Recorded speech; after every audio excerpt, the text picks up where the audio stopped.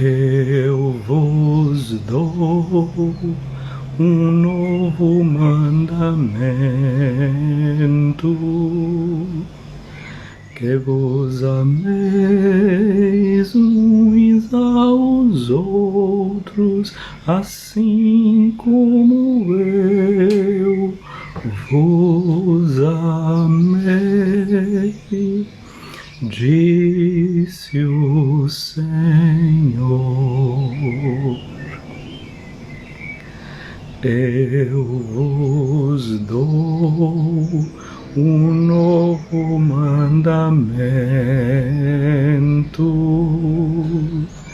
que vos ameis uns aos outros, assim como eu vos amei, disse o Senhor. Na sua última ceia, Jesus nos deixou um grande mandamento, um mandamento novo. Eu vos dou um mandamento novo. Interessante que no contexto desse seu dizer a Deus, era a última coisa que Jesus disse para nós, foi isso, que nós nos amássemos uns aos outros como Ele nos amou. Interessante que os cristãos, no escrever a Bíblia, no escrever o Novo Testamento, a língua que era utilizada era a língua grega. E a língua grega conhece algumas palavras para falar da realidade do amor. Existe a palavra filia, do verbo phileo, que significa o verbo de onde dá a palavra amizade. Por exemplo, a palavra filantropia, né? Obras filantrópicas, ações filantrópicas de amor ao ser humano. Nós conhecemos isso na língua portuguesa. Eu estou vendo aqui o Pedro Miguel chegando aqui na nossa live de hoje. O Pedro Miguel é mestre em filosofia, doutorando em filosofia. Está aí o verbo phileo, dentro de uma palavra. Sofia significa sabedoria, filosofia significa ter uma amizade com a sabedoria, se tornar amigo, amiga da sabedoria.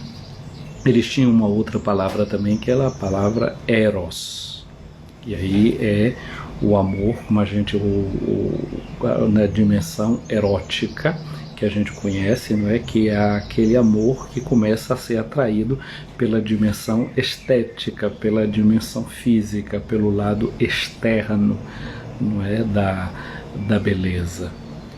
Mas que de alguma forma, na concepção grega, é sempre também um modo de figurar algo que vai por dentro. Existe um termo que é usado sobretudo pelos cristãos, que é o termo agape, que significa o amor, e tem o verbo agapao, que é um verbo com o qual Jesus pede que a gente ame, que é um amor de generosidade, que é aquele amor que não é amor porque a gente está recebendo alguma coisa, não é? Tem alguma coisa que está sendo dada a gente, mas é aquele amor que a gente ama porque sabe que precisa dar, sabe que precisa doar. Então esse é o tipo de amor com o qual Jesus pede que nos amemos. Amai-vos uns aos outros. Aí o verbo em grego que vai estar é esse verbo, o verbo agapao. Às vezes eu costumo dizer assim, olha, a gente pensa, nós que somos da Bahia, conhecemos a obra da Irmã Dulce, mas no mundo inteiro se conhece a obra de Madre Teresa de Calcutá. O que é que Madre Teresa ganhava quando ia pelas ruas atrás de algum mendigo para colocar dentro dos seus hospitais, ou a Irmã Dulce fazendo isso?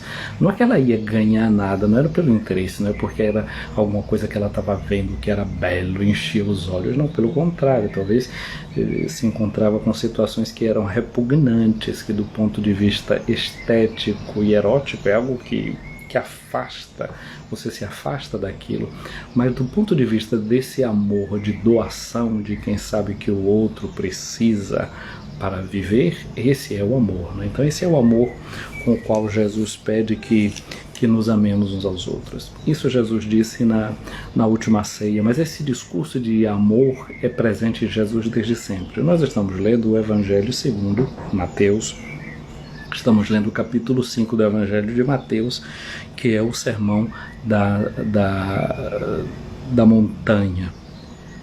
Interessante porque a montanha os povos antigos, é aquele lugar do encontro com Deus. Jesus, quando se encontra com a mulher samaritana, então ela pergunta a Jesus como é essa história, porque os pais dela, os antigos, diziam que eles devem adorar a Deus naquele monte ali, que eles têm o Monte Garizim, e os judeus dizem que deveria ser no Monte Sião, onde está o Templo de Jerusalém, onde era o lugar da adoração. Então os povos antigos sempre vão buscando os lugares altos, seja o povo de Israel, seja outros povos ali em volta, iam orar no monte, adorar no monte. O monte era o lugar da adoração. Mas para Israel o monte não é só um lugar da adoração, em que você leva o seu culto a Deus. O monte era também um lugar da orientação. E é interessante porque em muitos lugares, às vezes, como é que as pessoas se orientam? Se orientam a partir também de montes que tem, de uma serra, que diz, está tantos quilômetros da serra A, da serra B, da serra... Então a pessoa sabe se está longe ou se está perto, a partir de um monte que pode avistar. Então os montes serviam também como esse ponto de referência, de orientação. E o povo de Israel recebe no monte as 10 palavras que orientam a sua vida.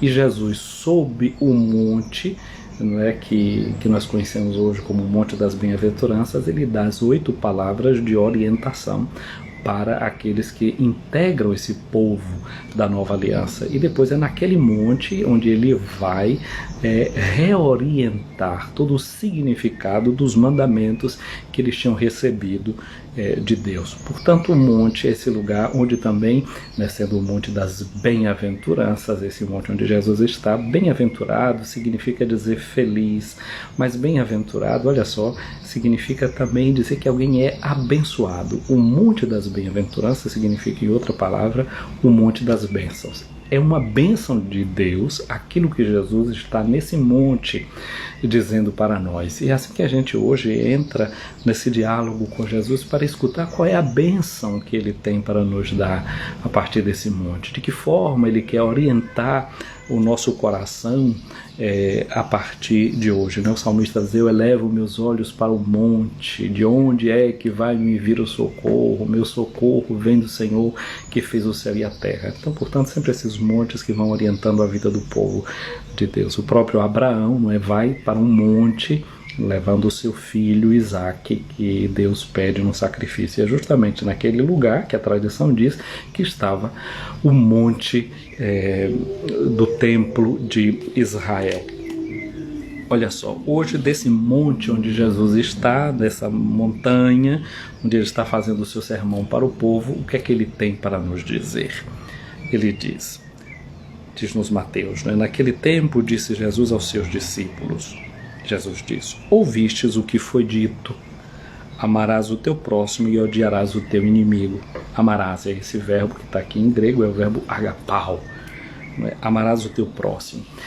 Até aqui está tudo muito bem, não é? Mas onde é que na Bíblia a gente vai encontrar um lugar onde está dito que é para odiar os inimigos? Na verdade, a gente não tem lugar nenhum na Bíblia em que diga isso, para odeia os teus inimigos. Porém, na prática, não na escritura, mas na tradição, na cultura do povo, existia essa separação de olhar alguns como amigos e outros como inimigos, ou seja, essa tendência para um sectarismo. Não acontece isso nos dias de hoje, né? Se a pessoa é do meu partido, se a pessoa é da minha igreja, se a pessoa é do meu grupo, não é ter o meu estilo de pensar, de rezar, de pular, aí a gente abre o coração para ele. Se não rezar pela nossa cartilha, se não ler pela nossa cartilha, com muita facilidade, a gente, como diz a palavra da moda, cancela, tira a pessoa, aniquila a pessoa.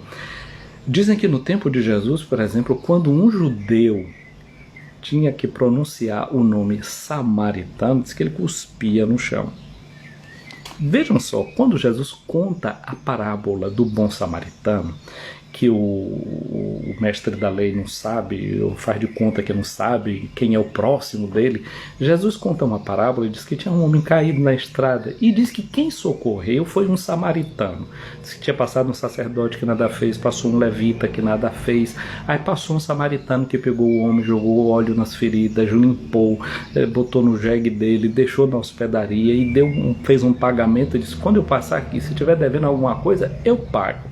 Quem tinha feito isso foi um samaritano. Aí Jesus faz uma perguntinha: quem é que foi o próximo do outro? Ora, se Jesus disse: passou um sacerdote, passou um levita, passou um samaritano, qual era a resposta natural que a gente fica esperando? É que ele dissesse: o próximo foi o samaritano, mas ele não pronunciou essa palavra.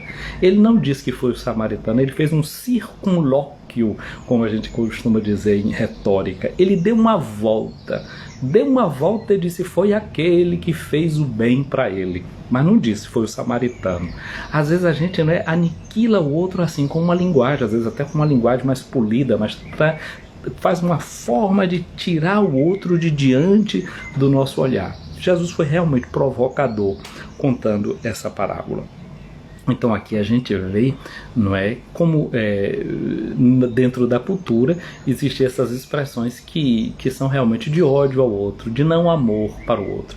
Mas tem ainda um detalhe. Você conhece talvez aquele salmo que diz assim: para onde irei, para onde fugirei, se subo ao céu, se me prostro no abismo, eu te encontro lá. Já sei, você não conhece, né? É uma música das antigas, tá bom. Isso é uma música de um salmo, Salmo 138, 139, numa versão moderna, mas tem uma outra que você vai saber logo, quer ver? Senhor, eu sei que tu me sondas, sei também que... Conhece, né? Aí já vi, estamos vendo um cara de coração subindo aqui para confirmar que você conhece. Pois bem, esse salmo tem uma passagem... Peraí. Quem sabe se faz ao vivo, né? Mas eu não sei se eu vou conseguir fazer. Deixa eu me virar aqui para ver se eu acho aqui a minha Bíblia. Ok. Tá aqui, tá achada. Vamos olhar aqui uma coisa. Como é que diz aqui o salmista? Se você tem Bíblia aí, pega a sua Bíblia aí também, não é? Faz como eu aí, dá uma voltinha, gira aí pro lado. Essa zoada toda que fez não é a minha coluna, não. Ainda não está nesse ponto, né? É cadeira mesmo. Cadeira velha. Olha só, Salmo 139, 138, diz que é um salmo de Davi. Então a imagem de que quem ora esse salmo aqui é o rei Davi. Aí lá no versículo 20 e 21, o salmista, né, Davi, diz assim: eles falam de ti coisas iníquas. Eles aqui são pessoas que não obedecem a Deus, a gente que não pertence ao número desses que eles veem como eleitos, né? O versículo 20. Aí no 21 diz assim: Senhor, não devo odiar os que te odeiam e detestar os que se revoltam contra ti? Versículo 22. Eu odeio com um ódio implacável, considero como inimigos. A liturgia cristã, esse tipo de versículo, que são chamados de versículos imprecatórios, que são quase como uma forma de rogar praga nos outros, a igreja não coloca dentro da liturgia. Não nos permite rezar dessa forma. Por quê? Porque Jesus tem um estilo diferente. Olha o que foi que Jesus disse aqui, não é? Vós ouvistes o que foi dito: amarás o teu próximo e odiarás o teu inimigo. Olha as coisas que vêm da cultura, que entra na oração. Ele diz: eu odiarei os teus inimigos. Jesus diz: eu porém vos digo, amai os vossos inimigos e rezai por aqueles que vos perseguem. Então o cristão não se permite odiar nem por ódio dito religioso. Não é? Eles não gostam de ti, meu Senhor, por isso... Não, olha lá o que Pedro dizia, né? Pega naquela espada e corta a orelha de Malco. Já diz assim: mas Pedro, quem com ferro fere, com ferro será ferido. Se meu pai quisesse, ele não mandava aqui uma frota de anjos para poder me defender. Então nós não temos direito de criar inimizade com ninguém por causa da religião, por causa da fé. de fechar o coração da gente. Mas esses são os incrédulos. Não, isso não é de cristão. Isso não é de quem recebe a boa nova de nosso Senhor Jesus Cristo. E assim a gente vai encontrando muitos desses salmos que têm essas expressões imprecatórias, não é? Que revelam uma espécie de ódio, de intolerância dentro da própria religião. E Deus, em Jesus, vem justamente para nos mostrar um caminho diferente. Olha, o salmista, não é, vai sempre mostrando para nós essas tendências que o homem bíblico tinha, não é? E a igreja vai tirando tudo aquilo que não está de acordo com o espírito do Evangelho. Porque, como já dizia São Paulo, a gente não sabe nem rezar como convém. E é por isso que o Espírito Santo vem em nosso auxílio, para que a gente reze da forma correta. E aí Jesus vai dizer, não é? Amai os vossos inimigos e rezai por aqueles que vos perseguem. Não rezar pedindo que Deus persiga aqueles que nos perseguem, não é? Rogando praga nos outros. Não é esse o nosso estilo, não é esse o estilo cristão. Aí diz Jesus, assim vos tornareis filhos do vosso Pai que está nos céus. Como? Quando a gente ama até os inimigos. Porque Deus, como é que Ele faz? Faz o sol nascer sobre os maus e sobre os bons, e faz a chuva cair sobre justos e sobre injustos. Portanto, Jesus coloca no centro da nossa oração e do nosso coração o Pai. Porque do culto a Deus como Pai, que é perdoador, nasce a cultura do perdão. Do culto ao Pai misericordioso nasce a cultura da misericórdia. Culto e cultura são coisas que vão juntas, mas vão juntas também no sentido de dizer que são coisas que devem ser cultivadas. Perdoar é virtude. E toda virtude é educada, toda virtude é virtude porque se torna um hábito, se torna como uma roupa que você veste. E pelo fato de você exercitar sempre, depois quase como que resulta natural, porque já diziam os antigos que a virtude é como uma espécie de uma segunda natureza. Mas é na repetição, no cotidiano, que a gente vai se preparando. Por isso Jesus começa dizendo, começa orando. Porque na oração é a gente falar com Deus. Como Jesus, que do alto da cruz diz, Pai, perdoa-lhes, porque eles não sabem o que fazem. Da oração, a gente passa para a ação. Porque a ação vai ser possível graças ao poder e à graça de Deus agindo em nossos corações. Aí continua Jesus perguntando, por que se amais somente aqueles que vos amam, que recompensa tereis? Se a gente fica no nível de um amor que é assim, de amizade, de filia, de um querer bem ao outro, porque é do meu clube, porque é do meu time, qual é a recompensa? Todos fazem isso na face da terra, não é? Aí Jesus vai dizer aqui, os cobradores de impostos fazem isso, e os judeus achavam que esses aí são os piores. Aí Jesus diz, mas eles também fazem da mesma forma. Se vocês querem ser diferentes, então tem uma prática diferente. E se saudais somente os vossos irmãos, o que é que vocês estão fazendo de extra? O que fazeis de extraordinário? Os pagãos não fazem a mesma coisa? Portanto, sede perfeitos como o Pai Celeste é perfeito. Portanto, o Pai hoje é colocado no centro da nossa imitação. É para Ele que deve tender o nosso coração e a partir dele nós como olhamos para o Pai para imitar aquilo que o Pai faz, para fazer do mesmo jeito que Ele fazia, do mesmo jeito que Ele faz. Portanto, a graça que nós queremos pedir hoje a Nosso Senhor é essa graça de amar como o Pai ama, sem limites, como o sol que nasce e o sol a única coisa que sabe fazer é iluminar. Portanto, nós devemos fazer como o nosso Pai que é misericordioso. A única coisa que o Pai sabe fazer é amar.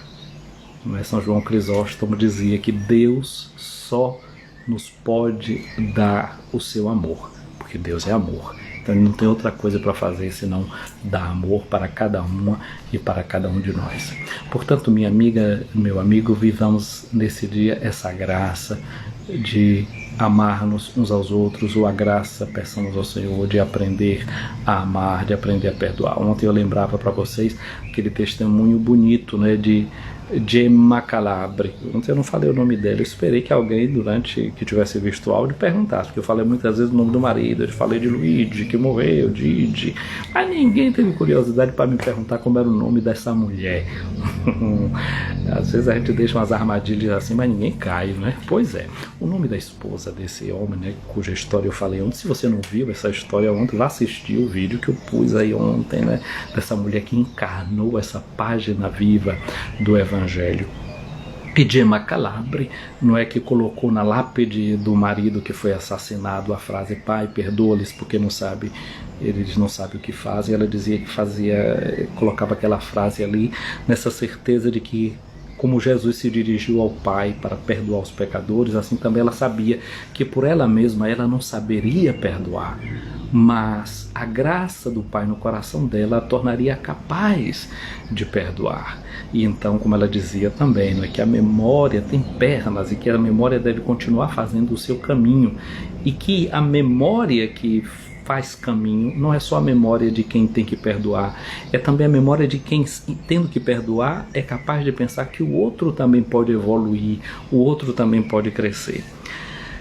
Gemma Calabre, ela era catequista, se tornou catequista. Aliás, catequista não, ela era professora do ensino religioso. Então ela dizia que ajudou muito na conversão dela o fato dela ser professora do ensino religioso, porque aquilo era um teste de coerência para ela. Ela dizia: se eu não viver o que eu estou ensinando para os meus alunos, eu estou traindo os meus alunos, porque os meus alunos têm direito de ter um exemplo credível, que tenha crédito diante deles. Portanto, vamos pedir também hoje a Jesus essa graça de termos um testemunho que seja credível, que mereça o crédito daquele que nos escuta. Que a palavra de Deus encontre uma encarnação na nossa vida, na nossa existência. E, sobretudo, que a gente possa ter essa felicidade de perdoar. Porque quem perdoa vai viver melhor, porque vai ter o coração desimpedido. Dizem que a gente deve perdoar, se não por tanta convicção, ao menos por inteligência. Porque perdoar faz bem ao coração, faz bem à memória, faz bem para a vida. Eu quero dar um abraço aqui às pessoas que estão nos acompanhando, a Mima Costa, ao Padre Juarez Farias, a Aldiane Andrade Ribeiro, a Lilia, que está aqui nos acompanhando, Dayara Souza, bom dia Dayara, bom dia também para você Aldiane, para o Pedro Miguel, para a Bia Cláudia, Leo Passos, Vânio Brito, para Lete Lobo, Show Modas aí em Santo Antônio de Jesus, para a Roberta. Quero deixar um abraço também para a Antônia, que é uma catequista aí de São Miguel das Matas, eu não me lembro agora o sobrenome, mas me mandou aqui uma mensagem. Para Patoca 52, para Will Oliveira, escritora de história aqui também, bom dia para você, para Rose Santos, bom dia, para Meirinha do Espírito Santo aí, né? Aí na paróquia de Nossa Senhora do Bom Conselho em Amargosa, para Rita de Cássia, um abraço para você, para a Sagrada Família, não é?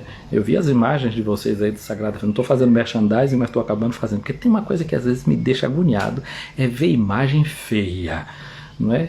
Porque não ajuda, não inspira a pessoa a rezar, não ajuda, porque a beleza, né? Falei da filosofia nessa raiz de filó, mas tem também filocalia, o amor à beleza. O amor à beleza é o primeiro passo para a filosofia, não é? O amor à beleza. Então, eu vi aí umas imagens que vocês têm aí na loja de vocês, fiquei encantado com a beleza das imagens. Não vou cobrar nada não porque disse isso não, viu? Moringa Júnior, um abraço para você, Júnior, Deus te abençoe. Isaura Dayube aqui, Gilza Câmara, Deus abençoe vocês. Maria Passos, Dona Maria Passos, um abraço aí, tudo de bom, não é? Ponto Doce Oficial também aí a vocês, um abraço grande. Quem é mais aqui? Fernanda Mendes, a Natália Mercedes, Nanau, um abraço para você. Quem é mais? Aqui eu tenho Rosana Santos, um abraço, bom dia. Vera Liz Freitas, um abraço para Neuza Andrade, para Neuza, para o Maurício também, não é? Quem é mais que eu vejo aqui? Lívia Alves, um abraço para você, Lívia, Deus te abençoe. Cadê? O negócio aqui engancha de vez em quando, viu? Fernanda Mendes diz aqui que leu o evangelho de hoje e tinha ficado ansiosa pela explicação. Eu espero que a ânsia tenha passado, viu? Que tenha conseguido aqui alguma luz. Aldeane Ribeiro, Everildo, um abraço. Menezes, Cris Muniz, um abraço aí pra você. Quem é? Mas a Cris, você tá chegando no final, mas eu vou deixar salvo aqui, você pode ver, não é? Para Dinéia.